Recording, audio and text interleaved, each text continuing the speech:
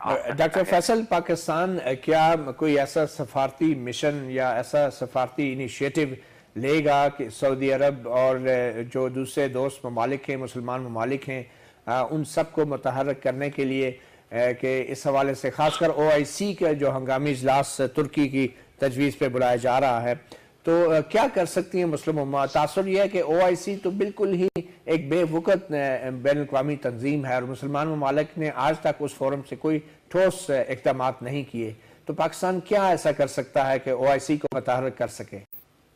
جی، او آئی سی کا اجلاس 13 تاریخ کو متوقع ہے، سمٹ لیول اجلاس۔ عرب لیگ کی متوقع ہے اجلاس۔ کل یو این سیکیورٹی کاؤنسل کا اجلاس ہے جو کہ کال کیا گیا ہے۔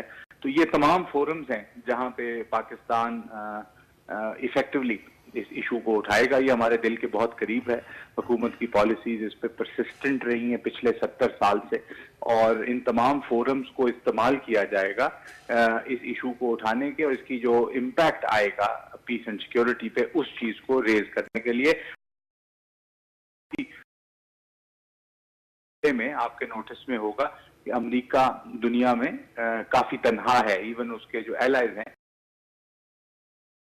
سپورٹ کا مظاہرہ ابھی تک نہیں کیا ہے۔ تو یہ چونکہ روٹڈ ہے انٹرنیشنل قانون میں، یو این سیکیورٹی کاؤنسل کی ریزولوشنز میں، تو اس لیے پاکستان کی کوشش یہ ہوگی کہ او آئی سی کے ممالک کے ساتھ مل کے اس کے مسئلے کا وہ حل تلاش کیا۔ اچھا ڈاکٹر فیصل، کیا پاکستان میں جو دہشت گردی کے خلاف کوششیں ہو رہی ہیں اور جس قسم کا شدت پسندی کا بیانیہ جو ہے پاکستان میں اس کی کافی ترویج ہوتی رہی ہے، تو امریکی صدر کے اس فیصلے سے کیا دہشت گردی کے خلاف جو جنگ ہے وہ بھی متاثر ہوگی اور شدت پسندی میں اضافہ ہو سکتا ہے پاکستان جیسے ممالک میں؟